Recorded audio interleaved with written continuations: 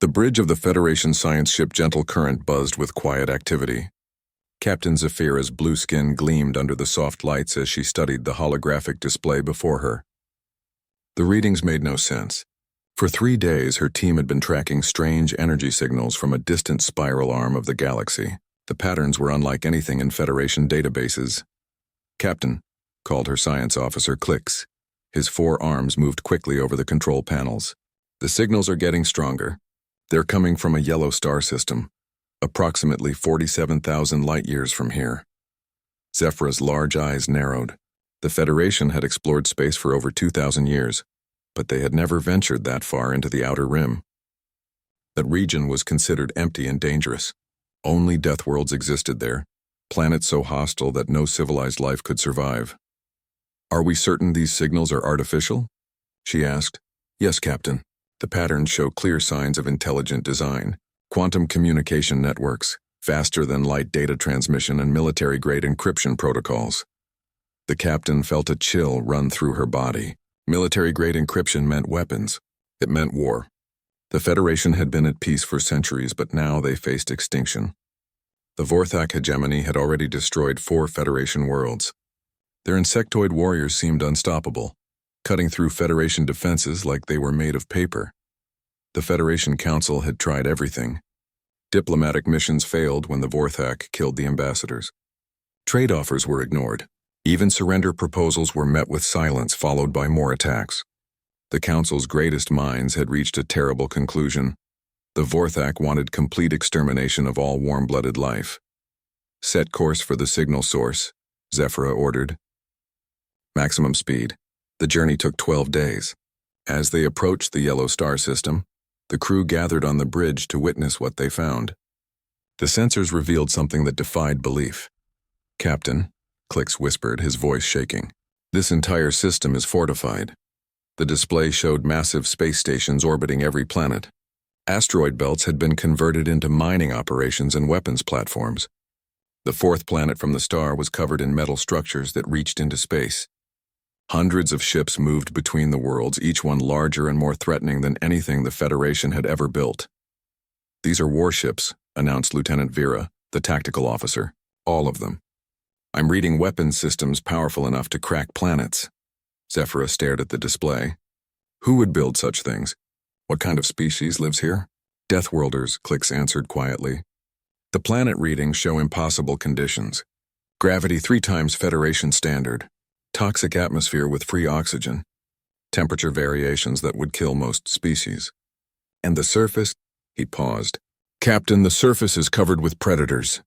Before Zephyra could respond, alarms began sounding throughout the ship. The communication officer, Nix, turned to face her with wide eyes. "Captain, we're being scanned. Multiple sources. They know we're here." "Shields up," Zephyra ordered, though she knew their peaceful science vessel carried no real weapons. "Incoming transmission," Nix reported. "They're using our own language protocols. Somehow they've learned Federation standard. Put it through." The main screen flickered to life, revealing a creature that made the entire bridge crew step backward. The being was tall and broad, covered in strange-colored fabric. Its skin was pale pink and its eyes were small and forward-facing. Predator eyes. When it spoke, sharp white teeth showed in its mouth. "Federation vessel. This is Admiral Sarah Chen of the Terran Defense Force. State your purpose in human space." Zephyra struggled to find her voice. Human. The word meant nothing to her. But the creature before her was clearly a predator. Every instinct told her to run. "I am Captain Zephyra of the Federation ship Gentle Current. We detected your signals and came to investigate. We mean no harm." The human's expression changed slightly. "The Federation. We've been monitoring your communications for several months. We know about your war with the Vorthak. You've been watching us?" Zephyra felt another chill. These creatures had been studying them without the Federation knowing. "We watch everything in this galaxy. It's how we survive." Admiral Chen leaned forward. "Captain Zephyra, you're a long way from home. Why risk coming to the edge of known space?" Zephyra looked around at her crew. They were all staring at her, waiting. The weight of their dying civilization pressed down on her shoulders. "We're losing the war," she said finally. "The Vorthak are destroying our worlds one by one. Our weapons can't penetrate their bioarmor. Our tactics don't work against their hive mind. We've tried everything. So you came looking for help? Yes. The word came out as barely a whisper. Admiral Chen was quiet for a long moment. Behind her, Zephyra could see other humans moving around what was clearly a military command center. They all had the same predator build, the same dangerous grace. Captain, we're going to send coordinates to your navigation system. Follow them to Luna Station. We need to talk, but not over open channels. The transmission ended, leaving the Federation crew in stunned silence. Captain, Click said softly, should we follow their instructions? Zephyra studied the tactical display. They were surrounded by hundreds of human warships, each one capable of destroying her vessel with ease, but she sensed no immediate threat. The humans could have killed them already if they wanted to. Yes, set course for the coordinates they sent. The journey to Luna Station took 6 hours. As they approached, the crew gasped at what they saw. The station was enormous, built into and around a natural satellite orbiting the human homeworld. Weapon arrays covered its surface like spines on a predator's back. Docking procedures were handled by human artificial intelligence systems that spoke perfect Federation standard. As their ship settled into the docking bay, Zephyra noticed human soldiers standing guard. They wore armor that looked designed for war, carrying weapons that seemed far too large for their bodies. Admiral Chen met them at the airlock. In person, she was even more intimidating. She moved like a hunter, every step calculated and efficient. Welcome to Luna Station, Captain Zephyra. I apologize for the heavy security, but we don't get many visitors. As they walked through the station's corridors, Zephyra saw more evidence of human military culture. Everything was built for function over comfort. Battle damage reports scrolled across wall displays. Soldiers trained in gravity chambers that would crush most Federation species. They entered a conference room where several other humans waited. Admiral Chen gestured for the Federation delegation to sit. Captain, before we discuss your war, you need to understand something about humans. We come from what you call a death world. Everything on our planet tries to kill us. The weather, the animals, the plants, even the ground itself. We didn't just survive these conditions, we conquered them. Zephyra felt her heart's beating faster. What does this mean for us? Admiral Chen's expression grew serious. It means we know how to fight. We know how to win. But most importantly, we know how to kill. The room fell silent. Zephyra looked around at the other humans, seeing the same dangerous competence in all their faces. The question, Admiral Chen continued, is whether you're prepared for what that means. Human warfare isn't like Federation conflicts. We don't fight to achieve political goals or claim territory. When humans go to war, we fight to ensure our enemies never threaten anyone again. Zephyra thought about her dying worlds. Her slaughtered people, the children who would never grow up if the Vorthak won. Admiral Chen, she said, her voice steady despite her fear. We know you are warriors. We know your world breeds killers. Please, help us live. Admiral Chen stood at the massive window overlooking Earth, watching the blue and green planets slowly rotate below. The Terran Defense Council had been debating for 3 hours and the arguments were getting heated. We barely know these aliens, General Morrison said, his voice carrying across the conference room. For all we know, this could be a trap. A trap. Dr. Marcus Webb, the xenobiologist, shook his head. James, I've analyzed every piece of data they've given us. The Vorthak are real and they're exactly what we've been preparing for. Morrison crossed his arms. What do you mean? Webb activated the holographic display in the center of the room. Images of Vorthak warriors appeared, their insectoid bodies covered in bioarmor that looked like it had grown rather than been manufactured. The Vorthak operate as a hive mind, Webb explained. Individual thought is suppressed in favor of collective action. They see all warm-blooded life as contamination, not competition, not enemies. Contamination that must be cleaned away. Admiral Chen turned from the window. Show them the battle recordings. The hologram shifted to show Federation warships engaging Vorthak forces. The Federation ships moved in careful formations, following textbook tactics that any human military academy student would recognize. The Vorthak response was overwhelming and brutal. They swarmed the Federation vessels like antibodies attacking an infection. Look at how they fight. Webb pointed to the Vorthak formations. No individual initiative. No adaptation to changing conditions. They've conquered 12 species using the same tactics every time. Because those species all evolved as prey, Admiral Chen added quietly. The room fell silent. Everyone understood the implications. Humans had not evolved as prey. Commander Sarah Reynolds, head of fleet operations, leaned forward. What about the political situation? If we help the Federation, we're committing to a galactic war. We're already committed, Chen replied. We've been monitoring deep space for 60 years. The Vorthak expansion is heading toward human space. If we don't stop them at Federation territory, we'll be fighting them at Earth. General Morrison stood up and walked to the tactical display. Assuming we decide to help, what are we looking at in terms of resources? Full mobilization, Chen answered without hesitation. This isn't a peacekeeping mission or a border dispute. The Vorthak have a 1,000-year head start on galactic expansion. They have more ships, more resources, and they've been fighting continuously for centuries. Then how do we win? Asked Dr. Webb. Admiral Chen smiled, and it was not a pleasant expression. We do what humans do best. We adapt, we improvise, and we show them what a species from a death world can accomplish. Meanwhile, in the guest quarters assigned to the Federation delegation, Captain Zafira was learning about human culture firsthand. Her guide was Lieutenant Colonel Maria Rodriguez, a woman whose calm demeanor couldn't hide the predator beneath. Your people seem very intense, Zafira said as they walked through a training facility. How so? Rodriguez asked. Zafira gestured toward a group of human soldiers practicing combat in a gravity chamber set to twice Earth normal. The humans moved with deadly grace, their weapons becoming extensions of their bodies. On Federation worlds, we train for emergencies. You train for war. Rodriguez nodded. Earth taught us that there's no difference. Every day is a survival test. Every challenge could be lethal. They paused to watch a training exercise. Human Marines were practicing what they called boarding actions, fighting inside enemy ships. The violence was controlled but absolutely real. Zafira watched in fascination as the humans coordinated their attacks with minimal communication, each warrior knowing instinctively where their teammates would be. How do you coordinate so well without constant radio chatter? Zafira asked. Thousands of years of hunting in packs, Rodriguez replied. Our ancestors had to work together to bring down prey much larger than themselves. We learned to read body language, to anticipate each other's moves, to function as a group while maintaining individual initiative. A young engineer named Klix, who had been following the tour quietly, finally spoke up. Lieutenant Colonel, may I ask why your weapons are so large? Rodriguez looked down at the rifle attached to her armor. To her, it was standard equipment. To the Federation aliens, it looked like a crew-served weapon. Because our enemies are large, she said simply. Earth has predators that weigh several tons.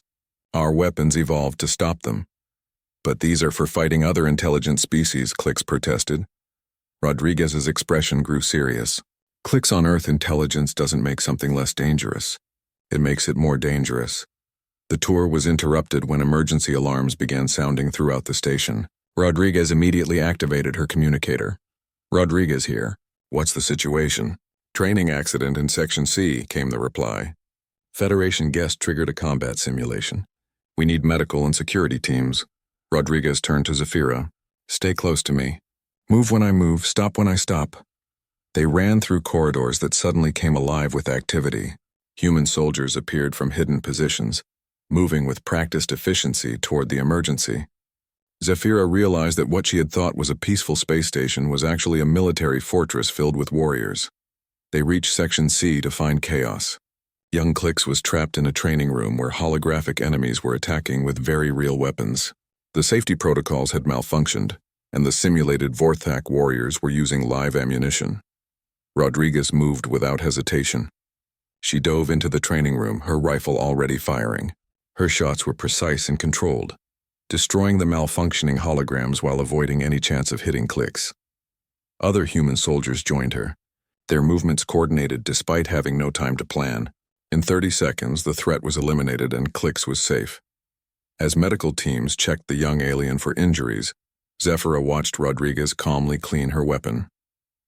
The human showed no signs of stress or excitement, despite having just risked her life to save a stranger. Lieutenant Colonel, Zafira said quietly, on Federation worlds, that would be considered an act of heroism worthy of commendation. Rodriguez looked genuinely confused. Ma'am? You saved Klix's life. You could have been killed. Yes, ma'am. That's the job. Zafira stared at her. It's your job to risk death to save aliens you just met? It's my job to protect people who can't protect themselves, Rodriguez replied. The species doesn't matter. That evening, back in the Federation quarters, Zephyra composed her report to the Federation Council. Her hands shook as she typed. Council members, she wrote, I have spent 2 days observing human military culture. These beings do not simply possess weapons, they are weapons. Every aspect of their society is designed around the concept of survival, through superior violence. However, I have also observed something unexpected. Humans do not use their deadly abilities for conquest or dominance. They appear to have a deep-seated drive to protect those who cannot protect themselves. The human Admiral Chen was correct when she said human warfare is different from ours. We fight defensive actions, hoping to minimize casualties and achieve acceptable terms. Humans fight to completely eliminate threats to innocent life. If we accept human assistance, we must understand that they will not seek to defeat the Vorthak. They will seek to end them permanently. I recommend we accept their help. Our children's lives depend on it. She sent the message and waited. The reply came within hours. Assistance accepted. Do whatever is necessary. Zephyra found Admiral Chen in the command center, studying tactical displays of Federation space. Admiral, she said, the Federation Council has agreed to accept human military assistance. Chen nodded without looking away from the displays. Good. We've already begun fleet mobilization. Captain Zephyra, I need you to understand something. Once we commit to this war, there's no going back. We're not going to fight a few battles and negotiate a peace treaty. We're going to end the Vorthak threat completely. What does that mean? Admiral Chen finally turned to face her, and Zephyra saw something in the human's eyes that was both terrifying and comforting. It means the galaxy is about to learn what happens when you threaten a human's pack. The first sign that something had changed was the disappearance of Earth's moon.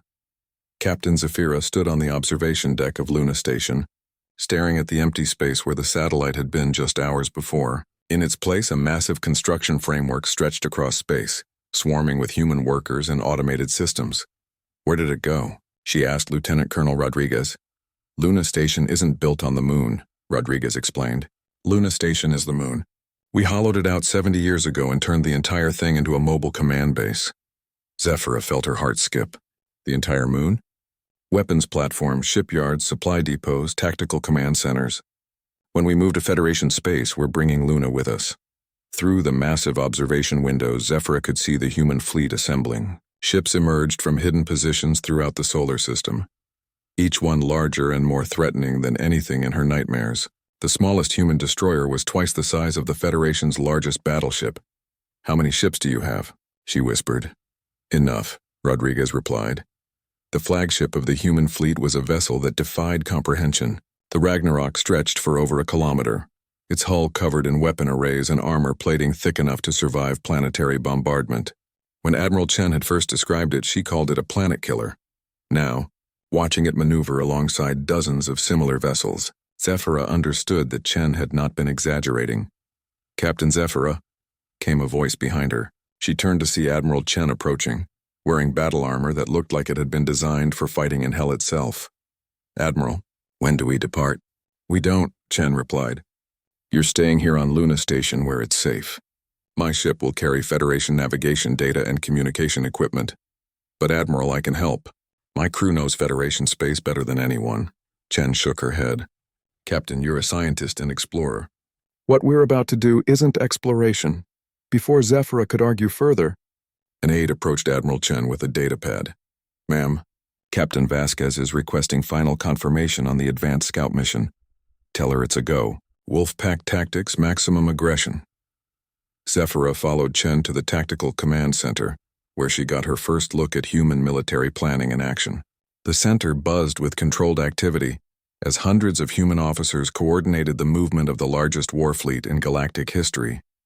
Show me the Kepler system situation, Chen ordered. The main display lit up with a three-dimensional map of Federation space. Red indicators showed Vorthak positions, while blue dots represented Federation forces. The red was spreading like an infection, consuming world after world. The Vorthak siege fleet has surrounded New Haven, reported Commander Reynolds. Population, 43 million. The planet's shields are failing. Chen studied the tactical display with the cold precision of a predator selecting prey. How long until they break through? 18 hours, Admiral. And how long until our advanced scouts reach the system? 16 hours, Chen nodded. Perfect. Signal Captain Vasquez. Tell her the hunt is on. Captain Elena Vasquez received the message aboard her destroyer Wolfpack as her ship dropped out of hyperspace at the edge of the Kepler system. Around her, 9 other human destroyers materialized in perfect formation, their stealth systems already engaged. All ships, this is Wolf Leader. Vasquez transmitted on a secured channel. Sensors show 47 Vorthak vessels besieging New Haven. We are weapons-free and cleared to engage. The Federation guide ship, Bright Star, had accompanied the human fleet, carrying Captain Zora of the Federation Navy. She watched in amazement as the human destroyers moved through space like living creatures, their formation shifting and flowing in response to threats that her sensors couldn't even detect. Captain Vasquez, she transmitted, the Vorthak have superior numbers. Perhaps we should wait for the main fleet. Vasquez's reply was immediate. Captain Zora, humans don't wait for fair fights. We create unfair fights. The human destroyers accelerated toward the Vorthak siege line. Their approach was detected when they were still an hour away from the planet. But instead of slowing or changing course, the humans increased speed. On the Vorthak command ship, Empress Cathara felt the confusion of her hive mind as they tried to understand human tactics. The destroyer formation was heading directly into the center of the Vorthak fleet, apparently planning to fight all 47 enemy vessels simultaneously. These creatures are either incredibly brave or incredibly stupid, she signaled to her subordinates. Prepare to destroy them. The Vorthak moved to intercept, their bioships flowing through space like a school of predatory fish. They had used these same tactics to crush 12 different species. The pattern was always the same. The enemy would try defensive formations. The Vorthak would overwhelm them with superior numbers, and another world would fall. But as the human destroyers entered weapons range, something unprecedented happened. Instead of forming a defensive line, the human ships scattered in all directions. What are they doing? Empress Cathara demanded. Her answer came in the form of nuclear fire. The human destroyers struck the Vorthak formation from 6 different angles simultaneously, their weapons designed not just to destroy ships, but to spread radioactive death throughout the battle space. Vorthak bioships, evolved to heal from most damage, found themselves dying from radiation poisoning. Captain Vasquez watched her tactical display as Vorthak ships began exploding in chain reactions. All ships switched to pack hunting mode. Find isolated targets and eliminate them. The Federation guide ship Bright Star followed the battle from a safe distance, Captain Zora recording everything for her superiors. She watched in shock as 10 human destroyers systematically destroyed a fleet 4 times their size. They're not fighting like a fleet, she whispered to her crew. They're fighting like individual predators coordinating a hunt. The battle lasted 3 hours. When it was over, the Vorthak siege fleet had been completely destroyed, with only 2 human ships suffering minor damage. Captain Vasquez opened communications with New Haven. Federation vessels. This is Captain Vasquez of the Terran Defense Force. The siege has been broken. Prepare to receive humanitarian supplies. The response from the planet was chaos. 43 million Federation citizens tried to thank the humans simultaneously, overwhelming all communication channels with gratitude and disbelief. Wolf Leader. This is Admiral Chen aboard the Ragnarok. How did the hunting go?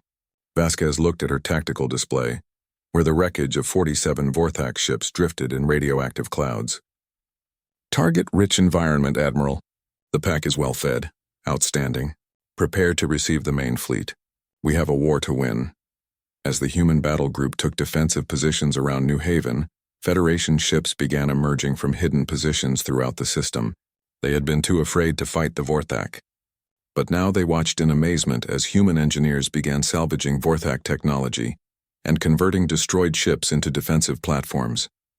Captain Zora transmitted her report to Federation Command. The humans don't just fight wars. They transform battlefields into hunting grounds. The Vorthak have never faced anything like them. 2 hours later, the space around New Haven lit up with hundreds of hyperspace exits as the main human fleet arrived. The Ragnarok led a formation of over 300 warships, each one broadcasting the same message on all frequencies. This is Admiral Sarah Chen of the Terran Defense Force. Any Vorthak forces in this system have 30 seconds to surrender or be destroyed. This is your only warning. The response came from a lone Vorthak scout ship that had survived the earlier battle. Its message was transmitted directly to the human flagship. "We are Vorthak. We do not surrender. We do not fear you, meat creatures." Admiral Chen's reply was broadcast across the entire system. "Then you will learn why the rest of the galaxy calls us Deathworlders." The scout ship was vaporized by concentrated fire from 12 human dreadnoughts before it could send another message. On Luna Station, Captain Zafira watched the tactical display showing human forces spreading throughout Federation space. For the first time in months, she felt something she had almost forgotten: hope. "Lieutenant Colonel Rodriguez," she said, "your Admiral Chen promised to end the Vorthak threat completely. I'm beginning to believe she can do it." Rodriguez nodded, watching the display as human ships began hunting Vorthak forces throughout the galaxy. "Ma'am, you haven't seen anything yet. Admiral Chen hasn't even started fighting." The Battle of New Haven had been just the beginning. Over the next 3 months, human fleets systematically dismantled Vorthak strongholds throughout Federation space. But Empress Cathera was not finished. Deep in the core territories of the Vorthak hegemony, she had been preparing a response that would teach these Deathworlders the price of challenging a 1,000-year empire. Captain Elena Vasquez stood on the bridge of her destroyer Wolfpack, studying the tactical display with growing concern. Her ship was part of Admiral Chen's forward reconnaissance group, pushing deeper into Vorthak space than any Federation vessel had ever ventured. "Captain," reported her tactical officer, "long-range sensors are detecting massive movement in the Zerian system." "Whatever's there, it's big," Vasquez nodded. Intelligence reports suggested that Zerion Prime was one of the Vorthak's primary fleet bases, but the readings they were getting indicated something far larger than expected. "Signal the Ragnarok. Tell Admiral Chen we've found something she needs to see." Admiral Chen received the message aboard her flagship as the main human fleet completed the liberation of the Kepler system. Around her, the command center buzzed with activity as staff officers coordinated relief efforts for newly freed Federation worlds. "Admiral," Commander Reynolds approached with a data pad. "Captain Vasquez's report from the Zerian system. You're going to want to see this." Chen reviewed the sensor data, her expression growing grim. "How many ships?" "Over 800 confirmed. Possibly more hiding behind sensor shadows." Chen walked to the main tactical display, where a 3-dimensional map showed human and Vorthak positions throughout the galaxy. Red indicators marked known enemy strongholds, but the concentration at Zerion was unlike anything they had seen before. "She's massing her entire reserve fleet," Chen said quietly. "Everything the Vorthak have been holding back for the past 1,000 years. Dr. Webb, who had been serving as the fleet's xenobiologist advisor, joined them at the display. "Admiral, this doesn't match Vorthak tactical doctrine. They prefer smaller, more mobile fleets that can overwhelm local defenses." "Which means Empress Kythera is changing tactics," Chen replied. "She's learning." The implications were sobering. Human success so far had been based on the Vorthak's predictable hive mind responses. If the Empress was adapting her strategy, the war was about to become much more dangerous. "What are your orders, Admiral?" Reynolds asked. Chen studied the display for a long moment. The Vorthak fleet at Zerion was nearly 3 times the size of the entire human force. In a direct engagement, the outcome would be far from certain. "Signal all ships. We're advancing to Zerion. It's time to end this war." On the observation deck of Luna Station, Captain Zafira watched the human fleet prepare for what everyone knew would be the decisive battle. The sight still amazed her. Hundreds of warships moving in perfect coordination, each one capable of destroying anything the Federation had ever built. Lieutenant Colonel Rodriguez joined her at the window. "Worried?" she asked. "Terrified," Zafira admitted. "Your Admiral Chen is taking the entire fleet against impossible odds." "Ma'am, humans have been fighting impossible odds for 200,000 years. It's what we do best." Rodriguez activated a wall display showing the tactical situation at Zerion. The Vorthak fleet formed a massive defensive sphere around their primary staging base, with layer upon layer of overlapping fields of fire. "How can Admiral Chen possibly win?" Zafira asked. Rodriguez smiled. "By being human." The human fleet dropped out of hyperspace at the edge of the Zerion system in perfect battle formation. The Ragnarok led the center column, flanked by heavy cruisers and battleships. Destroyer squadrons formed the outer edges, ready to exploit any weakness in enemy lines. Empress Kythera felt the arrival of the human fleet through her connection to the hive mind. For the first time in her long reign, she experienced something that might have been uncertainty. These creatures fought unlike any species she had encountered, but now she had them outnumbered 3-1. All vessels, she signaled across the hive mind network. Prepare for final engagement. Today we cleanse the galaxy of this Deathworlder contamination. Admiral Chen stood on the bridge of the Ragnarok, watching as Vorthak's ships moved to intercept her fleet. The enemy formation was impressive. A sphere of over 800 vessels that could concentrate fire from multiple directions simultaneously. "Admiral," reported her tactical officer, "the Vorthak are maintaining defensive positions. They're waiting for us to attack." "Of course they are," Chen replied. "Empress Kythera thinks this is going to be a straight fleet engagement." She activated the fleet communication system. "All ships, this is Admiral Chen. Execute Operation Mousetrap." Throughout the human fleet, captains received sealed orders that had been prepared weeks in advance. What happened next confused the Vorthak hive mind and would later be studied in military academies across the galaxy. The human fleet split into 7 separate formations, each one accelerating toward Zirian Prime from a different vector. But instead of attacking the Vorthak defensive sphere, they ignored it completely. "What are they doing?" Empress Kythera demanded as she watched human ships streak past her fleet toward the planet below. Her answer came when the first human marines hit Zirion Prime's surface. Captain Rodriguez, now commanding a battalion of human assault troops, led the attack on the planet's primary hive complex. Her soldiers moved through the underground tunnels like ghosts, their powered armor protecting them from the toxic atmosphere while their weapons carved through Vorthak defenders. "All teams, this is Rodriguez. We've located the primary queen chamber. Beginning demolition procedures." Above the planet, the Vorthak fleet found itself in an impossible position. They could attack the human ships, but that would mean firing on their own homeworld. They could pursue the humans, but that would break their defensive formation and leave them vulnerable to the remaining human forces. Empress Kythera felt panic spreading through the hive mind as reports came in from the surface. The humans weren't trying to capture the planet. They were systematically destroying every hive complex, every breeding chamber, every facility that supported the Vorthak war machine. "All ships," she signaled desperately, "attack the human fleet. Ignore surface targets," but Admiral Chen had anticipated this response. As soon as the Vorthak ships moved from their defensive positions, human destroyer squadrons struck from multiple angles. The space around Azarian Prime became a chaotic battlefield, as 800 Vorthak vessels tried to engage a human fleet that refused to fight by conventional rules. Captain Vasquez led her destroyer squadron in a high-speed attack run on the Vorthak command ship.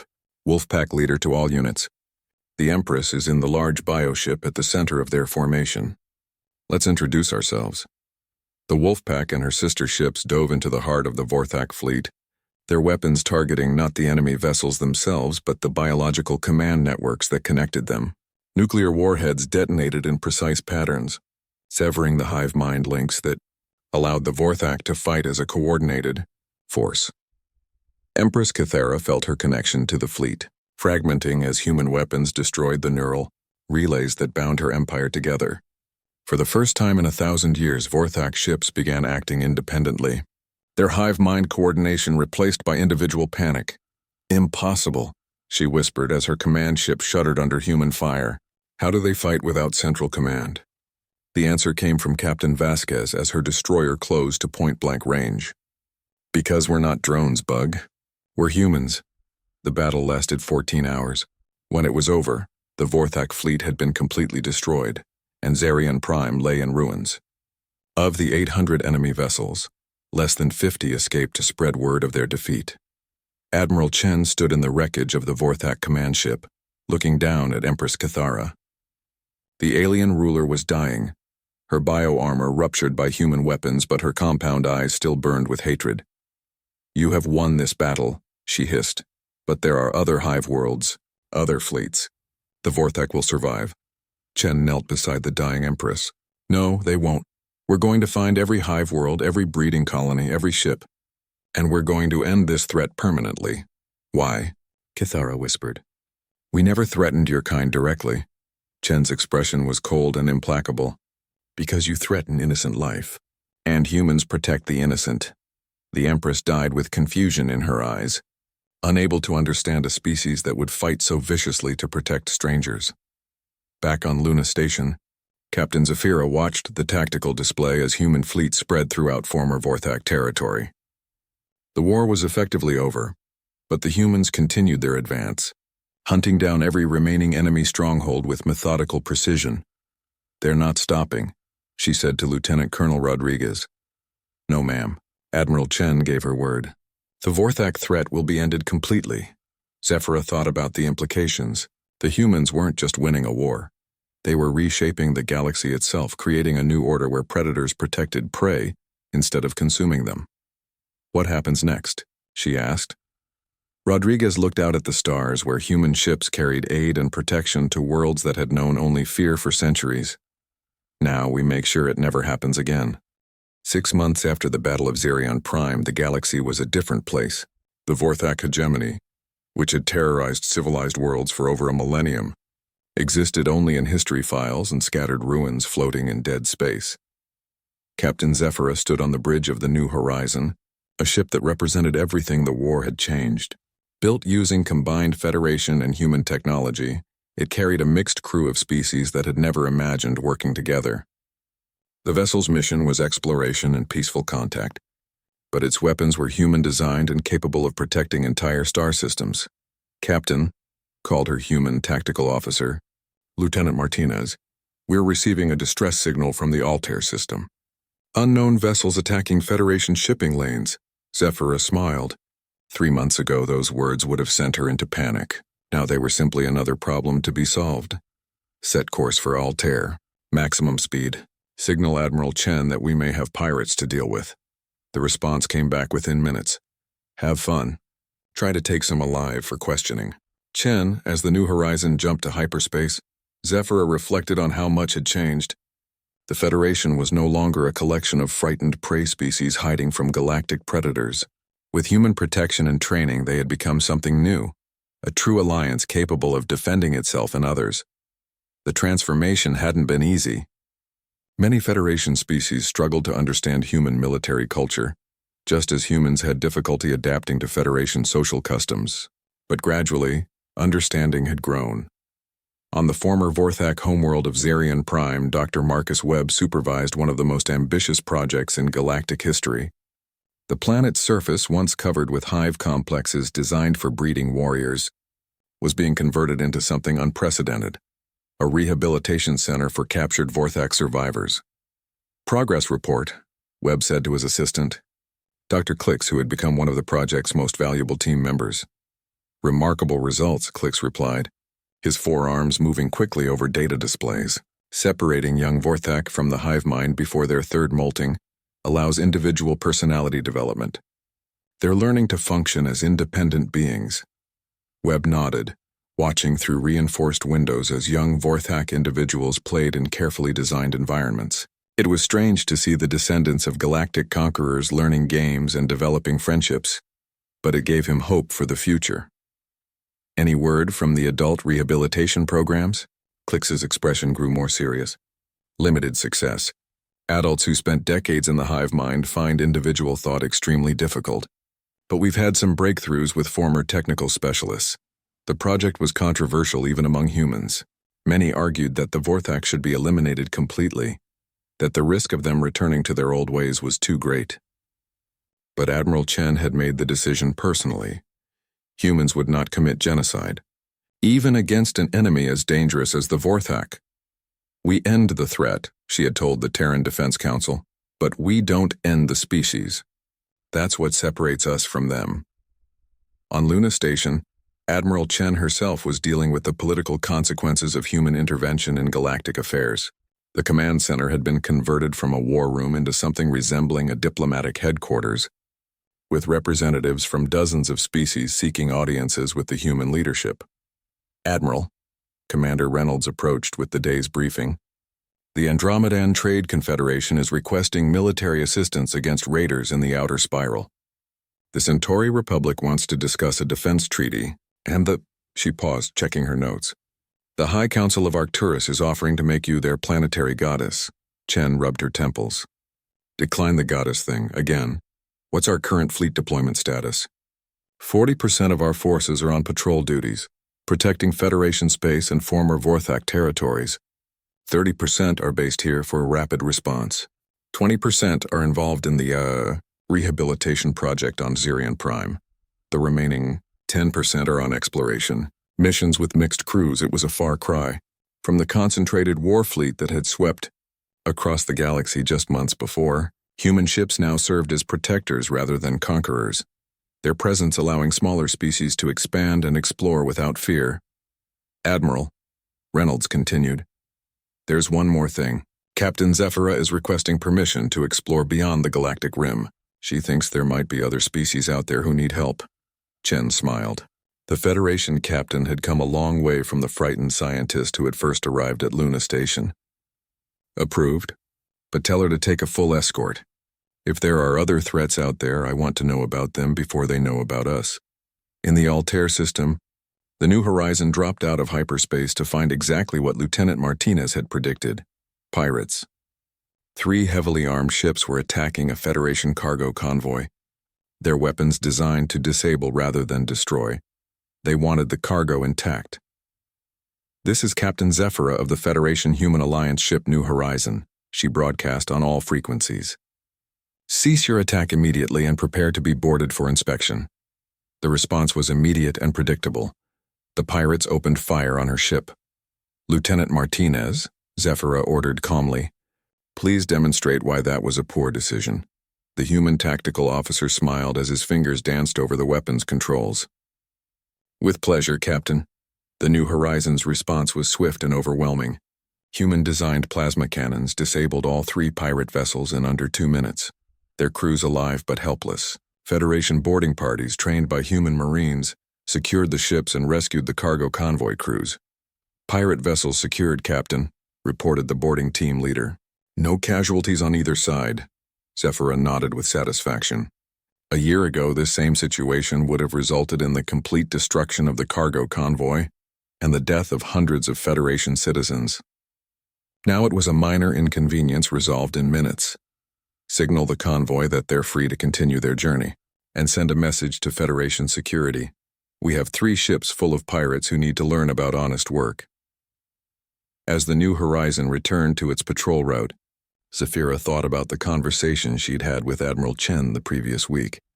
The human leader had shared her vision for the future, a galaxy where strength protected weakness, where predators and prey worked together, where no species had to face extinction alone. The universe is a dangerous place, Chen had said, but it doesn't have to be a cruel one. On Zirian Prime, young Vorthak individuals who had never known the hive mind gathered in what had once been a breeding chamber, now converted into a classroom. Their teacher was a human volunteer who had spent months learning Vorthak biology and psychology. Today we're going to learn about cooperation, the teacher said, holding up a simple puzzle that required multiple individuals working together to solve. On Earth we have a saying, many hands make light work. The young Vorthak struggled with the concept at first. Their genetic programming pushed them toward either dominance or submission, with no middle ground. But gradually, with patient guidance, they began to understand that individuals could work together without surrendering their independence. Dr. Webb watched the lesson from the observation deck, marveling at what they had accomplished. These children would grow up to be something new, Vorthak individuals capable of independent thought but also cooperation. They might be the key to integrating their species into galactic civilization. It's working, Dr. Click said quietly, joining him at the window. They're learning to be people instead of weapons. Webb nodded. It gives me hope. If we can change them, maybe we can change the galaxy itself. 5 years later, Captain Zephyra stood on the bridge of the exploration ship Far Horizon, looking out at a cluster of previously unknown star systems beyond the galactic rim. Her crew was a mixture of species from across the galaxy, humans, Federation members, and even a few reformed Vorthak individuals who had chosen to dedicate their lives to peaceful exploration. Captain, reported her science officer, a young human named Thompson, we're detecting artificial signals from the 3rd system. Looks like another civilization. Zephyra felt the familiar thrill of first contact. Any signs of conflict or distress? Negative, Captain. The signals appear to be routine communications traffic. Then we approach peacefully. Send standard first contact protocols on all frequencies. Let them know we come in friendship. As the far horizon approached the unknown civilization, Zephyra reflected on the transformation of the galaxy. The Federation had grown from 12 frightened species to an alliance of over 50 worlds. Former Vorthak territories had been converted into nature preserves and research stations. Pirates and raiders found themselves facing swift justice from human-trained security forces. Most importantly, the galaxy had learned a new lesson. That strength didn't have to mean conquest. That predators could protect instead of consume. That different species could work together for the common good.